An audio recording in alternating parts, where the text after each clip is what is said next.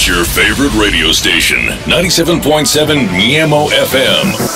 A worldwide entertainment radio station, broadcasting live from Dodoma Town. Stay tuned.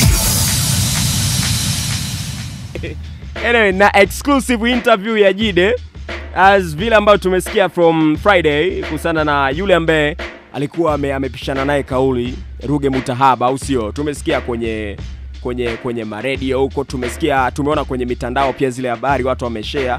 So mimi nikaona hii kitu hiyo sio kitu ya kuachia yani kama ilivyo. So nakupa kama exclusive leo, nimepigana story na amenijuza. Kwanza nimeona post yake Instagram kusana na wale ambao yani walifuta chorus ya Jide kwenye ngoma zao.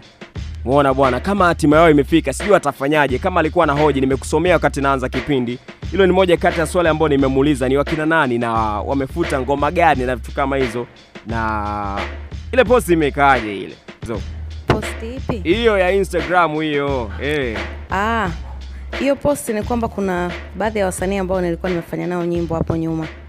Lakini baada ya mgogoro kutokea, baadhi yao wakafuta chorus ndizo wafanyia kwenye nyimbo zao. Kwa sasa ndo nawauliza itakuwaje kwa sababu washazifuta.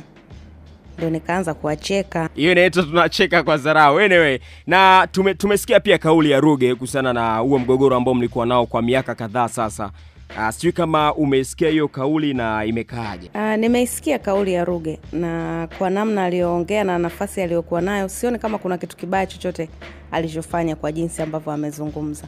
Naona amezungumza sahihi tu. Okay, sawa. Na mara baada ya kusikia hiyo kauli, amekupigia simu ama umempigia simu mkaongea chochote maybe? Mimi na Ruge hatujawahi kuongea, labda wewe karibia unaweza kuwa unaenda mwaka wa 4. Hajanipigia simu wala sijampigia simu. Kwa hivyo sio kwamba tumeongea kitu chochote, lakini naona ni maamuzi tu ya kikubwa ambayo yamefanyika hapo. Hatujaongea kwa sababu kulikuwa na mgogoro. Watu ambao wana mgogoro huwa hawaongei, na hiyo ndio sababu ya kuwa hatujawahi kuongea mpaka hivi sasa. Okay, sawa. Na nini maamuzi yako kama Jide mara baada ya kauli hizo kutembea kusikika sehemu mbalimbali, au sio? Nini maamuzi yako kama Jide yani?